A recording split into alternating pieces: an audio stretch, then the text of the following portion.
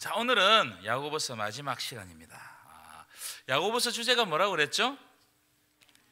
좀 더 크게 보시죠. 야고보서 주제가 뭐라고 그랬죠?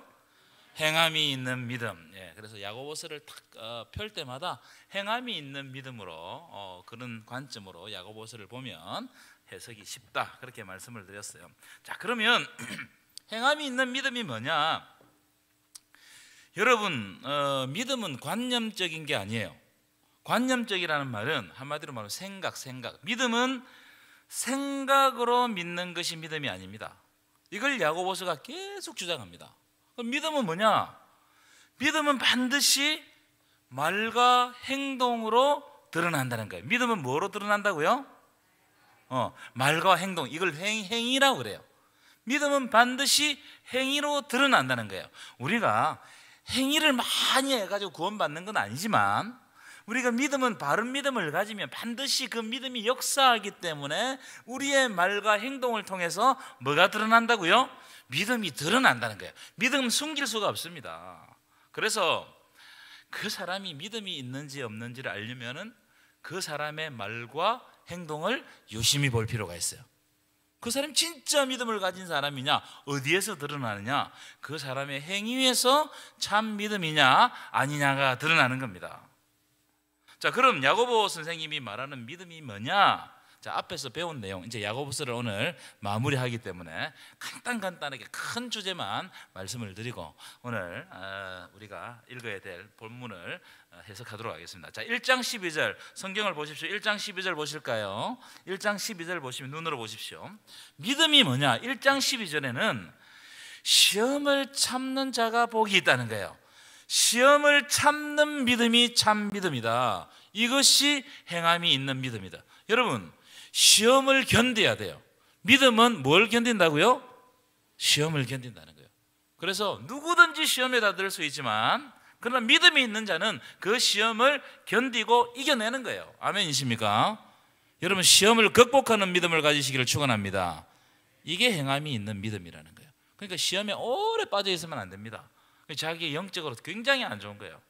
내가 시험에 들었다고 생각하잖아요. 그럴 때가 있잖아요. 그럼 어떻게 해야 된다고? 하나님 앞에 더 가까이 나아가서 이 시험을 이길 수 있도록 해야 돼요.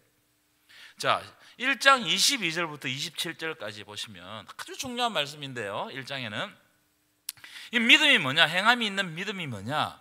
말씀을 듣고 실천하는 자가 믿음이 있는 자라는 거예요. 말씀을 듣고 실천하는 믿음이 행함이 있는 믿음이다. 우리는 듣는 데 익숙하죠. 한국 교회에 설교가 어마어마한 설교가 많고, 또 유명한 설교가들이 많고, 또 유튜브가 이렇게 이제 방송 설교를 하면서 이 설교라는 이 부분이 굉장히 강화되고 또 잘하시는 분들이 많이 나온 것 같아요. 그래서 설교가 홍수가 된 시대를 살아가기 때문에 우리는 말씀을 듣고 잊어버립니다. 그럼 마음에 안 새긴단 말이에요. 마음에 안 새겨요.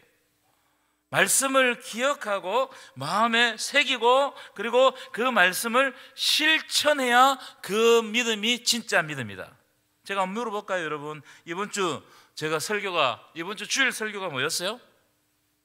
주일 설교가 뭐였어요? 당황스럽죠? 안 당황스럽습니까? 베델의 약속, 기억나십니까? 베델의 약속. 그러니까 우리가 어떤 걸 가지고 있냐면은 설교를 듣는 것을 하나를 해치우는 거로 생각할 때가 많아요. 말씀을 듣고 말씀을 읽는 것은 내 마음에 새기고, 이게 내 삶을 통해서 드러나고 실천되도록 우리가 말씀에 빠져 있어야 되는데, 이걸 한번 설교 들으다 끝났다, 예배 마친다, 이렇게 생각하는 경우가 많단 말이에요. 그럼 절대로 말씀이 나를 움직일 수가 없어요. 믿음은 뭐냐? 기독교는 말씀의 종교거든요. 말씀이 역사하는 겁니다. 내 삶 가운데 역사하는 거예요. 여러분, 말씀이 역사하는 믿음 되시기를 축원합니다. 너무나 중요해요. 자, 2장 1절 보실 거예요. 2장 1절. 이 행함이 있는 믿음에 대해서 쭉 설명하면서 2장 1절에는 가난한 사람을 차별하지 않는 것이 행함이 있는 믿음이라는 거예요. 여러분, 차별하는 것은 믿음이 없는 겁니다. 우리가 볼 때 아무리 그 사람이 모자라 보여도 그 사람을 차별해야 됩니까? 안 해야 됩니까? 차별해서는 안 된다는 거예요. 예수님이 오히려 예수님은 소외된 자들과 함께 하셨습니다. 세리와 창기와 병든 자와. 그때 당시로 사람들이 다 버렸던 사람들과 예수님 함께 하셨어요. 왜 그러느냐? 예수님은 차별하면 안 되기 때문에 그래요. 이게 믿음이라는 거예요. 그래서 우리 교회는 차별이 없는 교회가 되었으면 좋겠습니다. 아멘이십니까? 차별이 없는 교회. 굉장히 중요한 말씀입니다. 또 이 장에는 아주 중요한 말씀이 있는데요, 17절 보십시오. 17절 한번 읽었으면 좋겠어요. 2장 17절 굉장히 중요한 말씀입니다. 한번 읽어볼까요? 시작. 이와 같이 행함이 없는 믿음은 그 자체가 뭐라고요? 아무리 좋은 생각을 가지고 있어도 그걸 하나님이 주신 마음을 행하지 않으면 그 믿음은 죽었단 말이에요. 살아 움직이지 않는 믿음이에요. 그러니까 믿는 사람들 중에 믿음의 활기가 없고 믿음의 어떤 응답이 없는 사람은 뭐예요? 생각은 가지고 있는데 행함이 없는 거예요. 그러니까 믿음의 열매가 드러나지 않는 겁니다. 믿음의 열매가 드러나지 않는 그런 믿음은 야고보 사도가 굉장히 과격해요. 그런 믿음은 죽은 거라는 거예요. 죽은 거라는 거예요. 우리의 믿음은 생각만 가지고 믿는 게 절대로 아닙니다. 생각을 가지고 믿으면 어떤 현상이 드러나냐? 내가 생각을 가지고 내가 행하지 않고 생각을 가지고 막 믿기 시작하면 남을 비판합니다. 바리새인들이에요. 바리새인들은 율법적인 생각을 가지고 사람들을 보니까 어떻게 해요? 다 지적하는, 정죄하는 겁니다. 이 생각이 어떤 때는 좋지만 어떤 때는 행하지 않는 그 생각은 굉장히 관념적이고 그게 율법으로 만들어가요. 내 생각을 자꾸 강화시켜요. 그러니까 여러분 반드시 한 가지라도, 이번 주에는 말씀을 들었으면 한 가지라도 행하자. 한 가지라도 몇 가지라도 이걸 한 가지라도 행하는 훈련을 해야 점점 믿음의 지평이 넓어지는 거예요. 믿음의 지평이. 자, 2장 18절 보십시오. 이것도 중요한 말씀입니다. 야고보서 아주 중요한 말씀들이 있는데요, 한번 읽어볼까요? 시작. 어떤 사람은 말하기를 너는 믿음이 있고 나는 행함이 있으니 행함이 없는 내 믿음을 내게 보이라. 나는 어떻게 하겠다고요? 행함으로 내 믿음을 증명하겠다는 거예요. 행함으로. 믿음은 행함으로 증명되는 겁니다. 믿음은 가만히 있지 않아요. 믿음은 역동성이 있는 거예요. 믿음은 성령께서 함께 하시기 때문에 진짜 믿음이 있는 사람은 그 믿음대로 행하는 거예요. 초대교회가 이 성령의 역사로 충만할 수 있었던 것은 바로 그겁니다. 믿음을 진짜로 행하는 거예요. 진짜로 행하는 거. 한 19절 보실까요? 19절 그런 이야기를 해요. 네가 하나님을 한 분이신 줄 믿느냐? 잘 아는도다. 누구도 믿고 떠든다고요? 귀신들은 귀신같이 알아요. 하나님이 누구신지 우리보다 더 잘 압니다. 영이기 때문에. 귀신도 영이기 때문에 하나님에 대해서 너무 잘 알아요. 여러분, 아는 것만으로 믿음이 좋은 게 아니에요. 믿음은 뭐예요? 행함으로 증명해야 돼요. 아는 것은 사탄이 더 잘할 수 있어요. 우리보다. 아는 것으로 우리가 믿음의 척도를 정할 수 없다. 성경 많이 읽는 건 굉장히 중요합니다. 기도 많이 하는 건 굉장히 중요한 겁니다. 그런데 그 아는 것만으로 거기에서 믿음의 척도를 정할 수 없어요. 믿음은 뭐냐? 실제로 내가 믿는 것을 하나님을 믿고 내 삶으로 하나하나 옮겨내는 것이 믿음이에요. 이럴 때, 이렇게 되면요, 엄청난 능력을 발휘해요. 아무도 우리를 우습게 여길 수가 없습니다. 왜냐하면 하나님의 말씀대로 사는 거예요. 우리가 누가 우리를 우습게 여기겠냐 이 말이에요. 하나님의 말씀대로 안 사니까 야, 너는 맨날 사랑하러 가면서 너희들끼리 왜 사랑하지 않냐, 싸우냐, 그런 말에 딱 부딪히는 순간 우리가 믿는 믿음이 흔들려 버리는 거예요. 중요한 장면입니다. 그래서 하나라도, 일주일에 하나라도 하나님의 말씀을 행해야 되겠다. 6절 3장으로 넘어가셔서 3장은 말에 관한 말씀. 여러분, 교회 다니는 사람들이 말을 너무 함부로 하는 경향이 있어요, 없어요? 대답은 하지 마십시오. 그런데 말을 함부로 하는 거, 이거 행함이 없는 믿음이라는 거예요. 행함이 있는 믿음이 아니다. 자, 6절 읽어볼까요? 6절 굉장히 중요한 겁니다. 시작. 혀는 곧 불이요 불의의 세계라. 혀는 우리 시체 중에서 온 몸을 더럽히고 삶의 수레바퀴를 불사르나니 그 사르는 것이 어디에서 난다고요? 지옥불에서 난다는 거예요. 이 말 한마디 잘못해버리면 그 사람의 삶을 송두리째 무너뜨려 뺀다는 거예요. 그러니까 여러분, 내 속 시원하자고 말을 함부로 하면 됩니까 안 됩니까? 대답 좀 하소. 하면 돼요 안 돼요? 9절 10절 보세요. 참 이런 장면들을 보면 뜨끔뜨끔해요. 이것으로 우리가 주 아버지를 찬송하고 말로 하나님을 찬송하고, 또 이것으로 하나님의 형상대로 지은 사람을 저주하나니. 교회에 와서는 막 기도 잘하고 막 통성 기도하고 찬송하고 이러는데, 그 입으로 가가지고 바로 하나님을 믿는 형상대로 지음받은 사람을 저주해버리는 거예요. 그래서 10절 보세요. 한 입에서 찬송과 저주가 나오는도다. 내 형제들아, 이것이 마땅하지 아니하니라. 우리를 보고 그대로 이 야고보 사도가 얼마나 우리에 대해서 잘 알고 있는지 몰라요. 다 집어내버립니다. 우리는 남 이야기하는 거 좋아하거든요. 니만 알아라, 니만. 내가 아무도 말 안 했는데 니만 알아라, 니만. 한 주 지나면 다 알아버려, 다 알아버려. 한 주는 무슨 한 주요? 니만 알아라 하는 사람을 조심해야 돼요. 니만 알아라. 진짜입니다. 그러니까 여러분, 다른 사람을 이렇게 이 인격적인 모독을 하고 조롱을 하고 이런 것들은 다 뭐냐? 믿음이 없는 거예요. 진짜예요.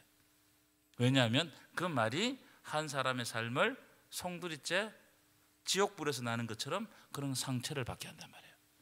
그래서 여러분, 교회의 모든 문제는 한 80%의 문제는 다 말입니다. 말 때문에 생겨요. 조심해야 돼, 조심. 이 교회 공동체가요, 주님의 교회지 내 교회가 아닙니다. 목사 교회가 아니에요. 어느 날 저는 하나님께서 그만두라면 그만둬야 돼요. 목사 교회가 아닙니다. 이 교회는 누구의 교회예요? 이 교회의 주인은 누굽니까? 성도들입니까? 아니에요. 성도들도 아닙니다. 누굽니까? 예수 그리스도. 예수 그리스도. 그러니까 여러분, 이 교회는 예수님의 몸된, 이 몸이 세워져야 돼요. 몸이. 야, 저게 교회가 예수를 믿는 교회다. 이걸 알아야 되는 거예요. 4장 보십시오. 빨리 지나가요. 4장은 주제가 뭐냐면 세상과 벗하지 말라. 세상과 벗하고 세상과 가깝고 이런 사람을 믿음이 있는 사람이라고 할 수 있겠냐 이 말이야. 그죠? 여러분, 세상과 너무 가까이 지내지 마십시오. 세상에서는 즐기면 즐길수록 허무해집니다. 자, 지난 시간에는 중요한 건데 인내하라. 농부가 열매를 기다리듯이 농부가 씨를 뿌리고 난 다음에 가을에 열매를 기다리기까지 인내하고 이른 비와 늦은 비를 기다리고 견디고 가뭄이 오고 태풍이 와도 어떻게 한다고요? 인내하는 거예요. 그때 열매를 맺는다. 그래서 인내가, 여러분 믿음은 인내입니다. 항상 인내라는 요소를 가지고 있어요. 여러분 인내하시기를 축원합니다. 인내해야 돼요. 자, 이 정도 하시고 이제 오늘 말씀으로 들어가겠습니다. 자, 야고보서 5장은 5가지 주제로 이루어져 있어요. 5가지. 지난 시간에 2가지 주제를 살폈습니다. 아까 말씀드렸던 인내. 그 앞에 말씀의 첫 번째 주제가 뭐냐면 부자들에게 주는 경우에 부자들을, 우린 부자가 자꾸 되고 싶어 하는데 이렇게 돼 있어요. 들으라 부자들아, 너에게 이 말 고생으로 말미암아 울고 통곡하라. 뭐예요? 부자가 천국에 들어가는 것이 낙타가 어디를 들어가는 것보다 어렵다고요? 바늘기로 들어가. 이 말씀이 그 말씀입니다. 부자는 왜냐하면 그 재물에 빠져 있기 때문에 하나님으로부터 심판받기가 더 쉽다. 여러분 가난하시죠? 여러분 좀 가난하시죠? 그게 행복한 거예요. 물질에 눈이 어둡기 시작하면 그때부터는 정말 물질 때문에 살아가다가 물질 때문에 망하는 거예요. 물질이 신이 되는 거예요. 그게 만몬 아니겠습니까? 돈의 신. 자, 이 세 번째는 오늘 주제인데요, 아주 간단합니다. 이 주제는 뭐냐면 맹세에 대한 교훈입니다. 맹세에 대한 교훈. 자, 그 다음 이 맹세에 대한 교훈은 결론적으로 먼저 말씀드리면 자기의 이익을 위해서 또는 자기의 변호를 위해서 맹세하지 말라는 거예요. 웬만하면 맹세를 하지 말라. 맹세. 예수 믿는 사람들이 맹세를 잘합니다. 누구 이름은 대고 맹세를 잘하는 줄 아세요? 내가 하나님의 이름을 걸고 맹세한다는 거예요. 그런 거 하지 말라는 거예요. 진짜 그거 오늘 찾을 거예요. 나는 절대로 안 한다. 맹세한다. 나 하나님이 보고 계신다. 이런 말 하지 말라는 거예요. 나는 잘못한 것이 없다. 하나님 앞에서 부끄러움이 없다. 이런 말을 자주 사용합니까? 안 합니까? 그런 말 하지 말라는 거예요. 이 맹세들은 뭐 때문에 맹세를 하냐면은 자신의 결백을 주장하기 위해서 하나님을 끌어오는 겁니다. 내 의를 딱 드러내기 위해서, 내가 죄를 짓지 않았다, 이걸 딱 드러내기 위해서, 나는 죄인인데 물론 그건 잘못하지 않았습니다. 근데 나라는 사람의 베이스가 뭐예요? 죄인이단 말이에요. 그런데 나의 의를 주장하기 위해 가지고 하나님을 끌어들일 때가 많아요. 자, 마태복음 찾아봅시다. 오늘 말씀과 똑같은 말씀은 예수님이 하셨어요. 마태복음 5장 돌아가 보실까요? 마태복음 5장 찾아보세요. 우리가 이런 오류에 빠지기 쉽기 때문에 이거는 예수님께서 한 번 더 지적해 주세요. 마태복음 5장 산상수훈의 말씀 중에 한 말씀입니다. 33절 볼까요? 33절. 여기는 안 나와 있습니다. 마태복음 5장 33절. 자, 제가 읽어드릴게요. 또 옛 사람에게 말한 바 헛맹세하지 말고 내 맹세한 것을 주께 지키라 하였다는 것을 너희가 들었으나, 옛 사람에게 말한 바라는 말은 구약 성경에 이르기를 또는 율법에서 가르치기를, 이런 뜻입니다. 율법에서 뭐라고 가르쳤느냐? 헛맹세를 하지 말고 네가 맹세하는 것을 지키라, 이렇게 들었지만 나는 너희에게 이르노니, 예수님이 새로운 계명을 주시는 거예요. 나는 너희에게 이르노니 도무지 뭐 하지 말라? 맹세하지 말라는 거예요. 맹세하지 말라는 거예요. 어디로도 맹세하지 말라? 하늘로도 하지 말라. 하나님의 이름을 가지고 맹세하지 말라는 거예요. 이는 하나님의 보좌이며 하나님의 통치를 뜻하는 거거든요. 그 다음에 땅으로도 하지 말라. 이는 하나님의 발등상이다, 하나님의 창조물이라는 거예요. 예루살렘으로도 하지 말라. 나라 이름을 걸고도 하지 말라, 이런 뜻입니다. 자, 36절 보죠. 36절. 내 머리도 하지 말라. 이는 내가 한 트럭도 희고 끊게 할 수 없음이라. 여기 우리 한계가 있잖아요. 우리가 그냥 늙어가는 존재예요. 우리는 한계가 있어요. 자, 그런데 37절 보십시오. 오늘 말씀 똑같아요. 오직 너는 옳다 하는 것을 옳다고 말하고 아니라 하는 것은 아니라 해라는 거예요. 이에서 넘어서는 것은 악을 만들어낼 수가 있다는 거예요. 맹세 때문에. 내가 절대로 안 한다, 이 맹세 때문에 거짓이 될 수 있고 악이 될 수 있다는 거예요. 자기의 주장을 이게 증명하기 위해 가지고 맹세하는 것은 혹 거짓이 들어갈 수 있고 내 의가 들어갈 수도 있다. 이 야고보서 오늘 말씀이 바로 그런 말씀입니다. 한번 읽어볼까요? 12절입니다. 시작. 내 형제들아. 자, 위에 읽겠습니다. 시작. 내 형제들아, 무엇보다도 맹세하지 말지니 땅으로나 하늘로나 땅으로나 아무 다른 것으로도 맹세하지 말고 오직 너희가 그렇다고 생각하는 것은 그렇다고 하고 아니라고 생각하는 것은 아니라 해라는 거예요. 만약에 그렇지 않으면 정죄함을 받으리라. 이것 때문에 하나님으로부터 책임을 묻게 된다, 이 말이에요. 이 말씀 앞에 다루었던 말씀은 똑같습니다. 하나님으로부터 정죄받지 않도록 해라. 인간은 완전하지 못하다. 맹세하지 마십시오. 그냥 내 생각에 그러면 그렇다고 이야기하세요. 아니면 아니라고 이야기하세요. 이 말씀은 어떤 좀 더 깊은 의미를 가지는데, 어떤 의미를 가지냐면은 내가 옳다고 막 주장하잖아요. 옳다고 주장하는 그 순간, 내가 큰 소리 치는 그 순간 어떻게 되느냐 하면은 그 의가 지나쳐가지고 남을 해할 수도 있다, 이 말이에요. 우리는 그렇거든요. 내 옳은 걸 막 강조합니다. 그래서 교회에서 다 싸우는 거, 옳음과 옳음이 부딪히는 거예요. 옳음과 옳음이 부딪히니까 믿음을 가지고 이게 옳다고 생각하는 걸 가지고 끝까지 주장하니까 그게 부딪혀가지고 조율이 안 돼. 조율이 안 돼요. 그렇게 하지 말라는 거예요. 어떤 것도 하나님 앞에서 절대화된 건 없어요. 하나님이 절대자시고 하나님이 참 진리시지, 내가 주장하고 내가 생각하는 것은 오류가 있어요, 없어요? 이거 인정하기 싫지만 있어요. 내가 완벽하다, 이건 완벽하다, 이건 내 잘못이 하나도 없다. 그런데 어쩌면 그게 잘못일 수 있다는 거예요. 우리가 죄인이기 때문에 우리에게 한계가 있다. 율법주의가 될 수 있다는 겁니다. 자, 그 다음 5장의 네 번째 주제는 고난과 기도에 대한 교훈입니다. 고난과 기도에 대한 교훈. 그래서 이제 기도에 대한 교훈에 대해서 여러분 잘 들을 필요가 있어요. 13절 우리 잠도 오시는데 큰 소리 한번 읽어볼까요? 시작. 너희 중에 고난 당하는 자가 있느냐?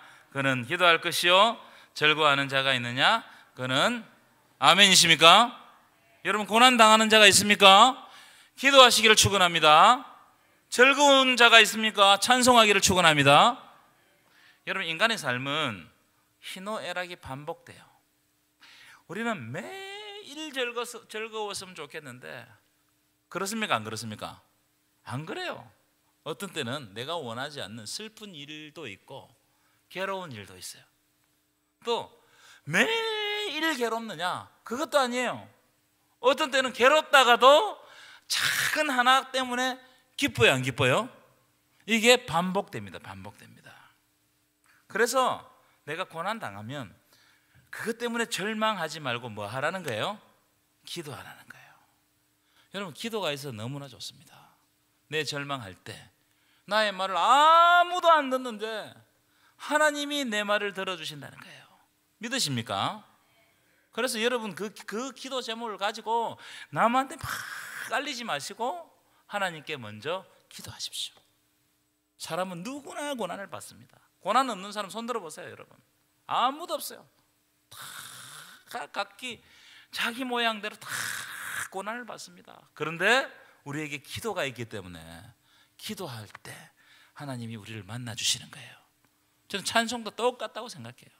찬송도 우리가 세상 사람들은 기쁠 때 어떻게 기쁘게 합니까? 자기 육체를 위해서 끝까지 막 놀고 막 세상적으로 취하고 먹고 이렇게 기뻐하잖아요. 근데 예수 믿는 사람은 어떻게 하라는 거예요?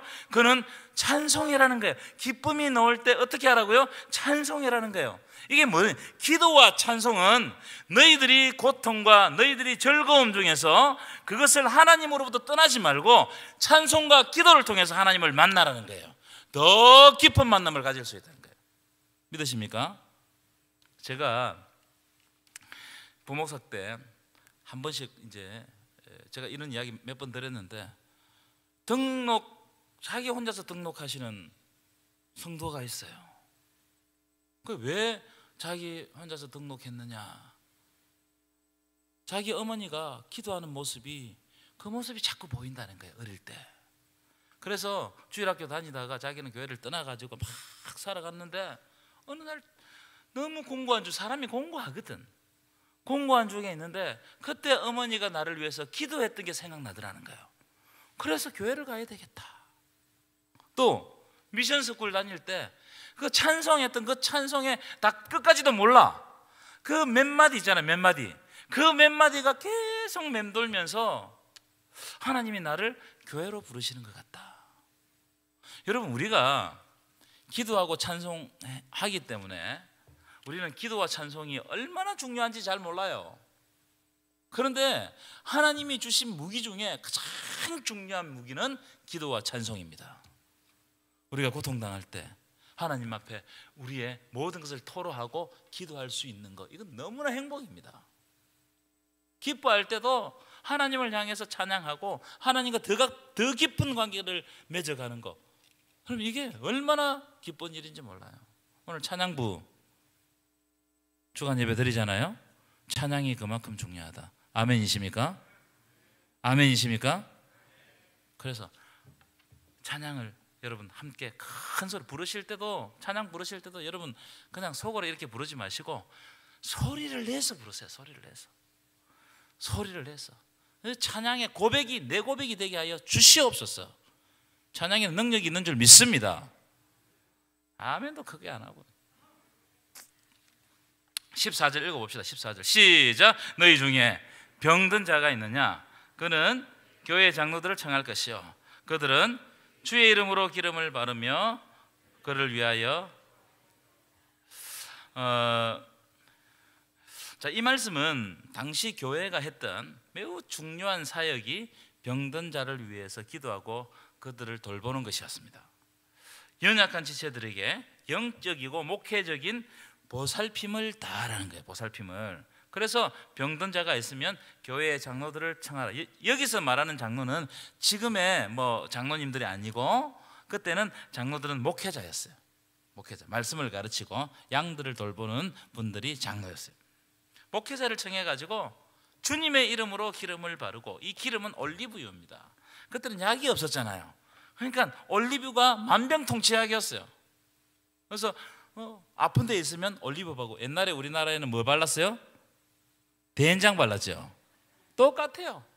그 된장 바르는데 그게 실제로 뭐 치료 효과가 있는지는 없는지 모르겠어. 그런데 저는 된장을 발라본 적이 한 번도 없습니다. 근데 제 앞 세대는 된장을 뭐 상처만 나면 된장을 발라줬다는 거예요. 근데 치료가 있는지 없는지는 몰라. 근데 그 바른 사람은 이게 낫겠다는 마음이 드는 거예요. 그와 비슷하게 올리브 기름을 바르고, 이 기름이 하나님으로부터 오는 기름이라는 걸 설명하고 함께 기도했어요. 그럴 때 병든 자가 위로를 받고 그 병 중에 빠지지 않고 어디를 바라보게 된다고요? 하나님을 바라본다는 거예요. 이게 중요한 거예요. 목회적인 보살핌을 하라는 거예요. 병든 자가 있으면. 그래서 우리 교회도 제가 설교 시간에 이제 말씀드리지만 꼭 수술을 하거나 아프거나 하면 숨기시는 분들이 있습니다. 그런데 숨기는데 끝까지 못 숨겨. 결국은 알게 됩니다. 그러니까 여러분들 가운데 소문 안 낼 테니까 아프신 분들이 있으면 우리 목회자실로 꼭 연락해 주시기 바랍니다.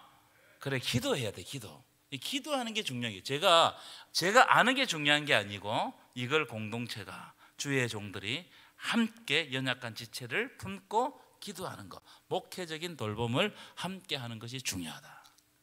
이게 중요합니다. 자, 15절 16절 보시겠습니다. 15절 16절 함께 읽겠습니다. 시작. 믿음의 기도는 병든 자를 구원하리니 주께서 그를 일으키시리라. 혹시 죄를 범하실지라도 사하심을 얻으리라. 그러므로 너희 죄를 서로 고백하며 병 낫기 위하여 서로 기도하라. 의인의 강구는 역사하는 힘이 큼이니라. 아멘이십니까? 이 말씀은 여러분 오해하지 말고 들으십시오. 이 말씀은 그때는 의료가 전혀 없었습니다. 그죠? 의학이 발달하지 않았기 때문에 어떤 병이 생기면 교회에서는 기도해 줄 뿐이었어요. 그래서 어떻게 기도하라는 거예요? 병 낫기 위해서 서로 기도하는데 믿음을 가지고 기도하는 거예요. 믿음을 가지고. 그래서 여러분, 우리가 살아가다 보면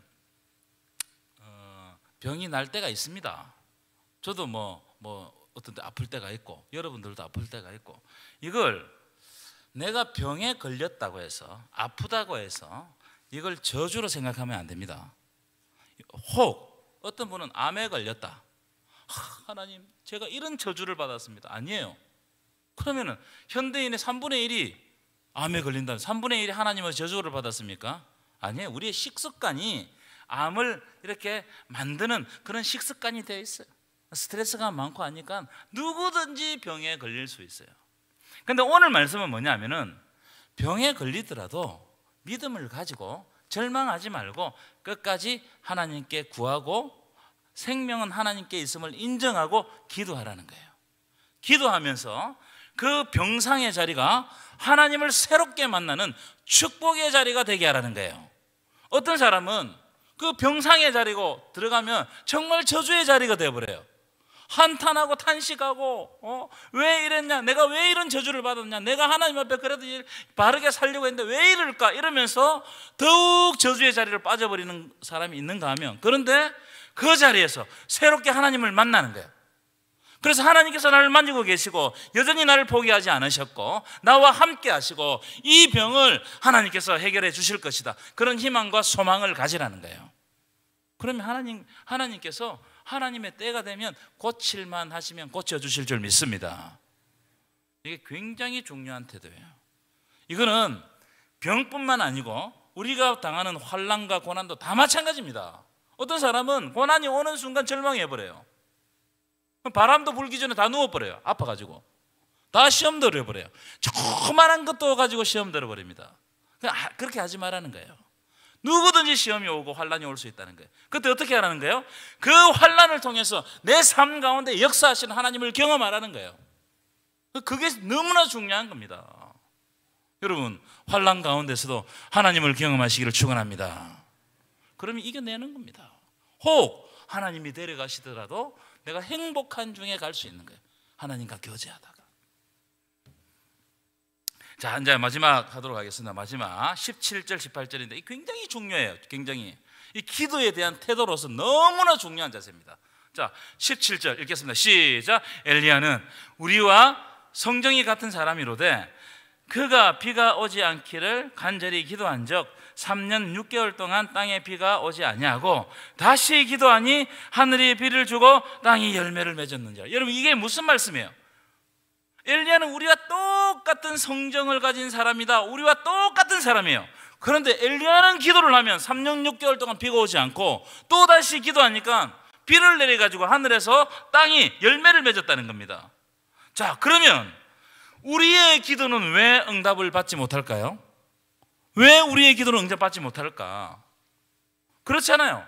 엘리야는 기도하면 불이 응답해가지고 막 불로 살아가지고 모든 그 발과 아세라 제사장을 다 죽이는 그런 놀라운 역사를 드러내는데 왜 우리의 기도는 응답받지 못할까? 저는 세 가지 이유가 있다고 생각해요. 첫 번째, 기도하지 않습니다.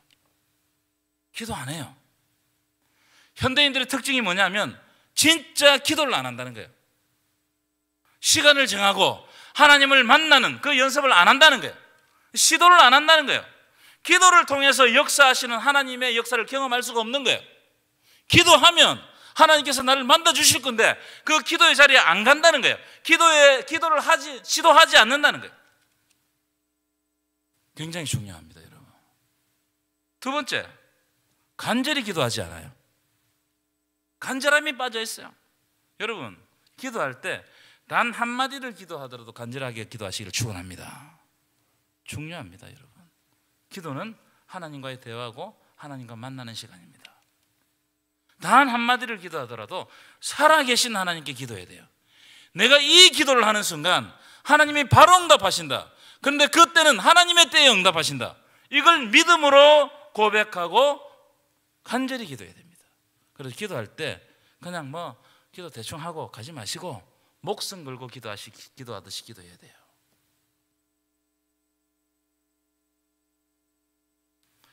여러분, 느헤미야가 아닥삭스다 왕을 찾았잖아요. 그때 술 맡은 관원장이가 돼가지고 자기 예루살렘이 무너지고 성문이 불탔다는 소식을 또 근심에 빠졌습니다. 아닥삭스다 왕이 그 장면을 딱 봅니다. 네가 근심이 있다. 여러분, 술 맡은 관원장 근심이 있으면 죽었어요. 술을 통해 가지고 왕을 기쁘게 해야 되거든요. 근데 근심에 빠졌어요. 그때 느헤미야가 어떻게 하느냐? 하늘의 하나님을 향하여 잠시 묵도하고 그 짧은 찰나지만 간절하게 하늘의 하나님을 향해서 묵도하고 기도했어요. 그랬더니 하나님이 어떻게 했다고요? 느헤미야에게 지혜를 주시는 거예요. 아닥사스다 왕에게 할 말을 주시는 거예요. 기도의 힘이 그만큼 능력이 있다는 거예요. 세 번째, 기도는 우리가 왜 기도의 응답이 안 받느냐? 내 욕심을 가지고 자꾸 구하니까 기도 응답 안 받습니다. 하나님의 뜻이 아닌데 자꾸 욕망, 세상적인 욕망을 가지고 끝까지 기도하면요, 하나님 어떤 때는 끝까지 대답 안 해주실 수도 있어요. 그래서 내가 하는 기도가 하나님의 뜻에 합당하고 이 기도를 통해서 하나님께서 영광 받으실 것인가? 그걸 질문해야 돼요. 그럴 때 하나님께서 여러분의 기도에 응답해 주시고 그 기도를 통해서 하나님 만나시고 여러분 삶 가운데 풍성함을 더해 가실 줄 믿습니다. 여러분, 이렇게 기도하는 것이 행함이 있는 믿음. 여러분, 기도하시기를 축원합니다. 기도의 자리를 채우시기를 축원합니다.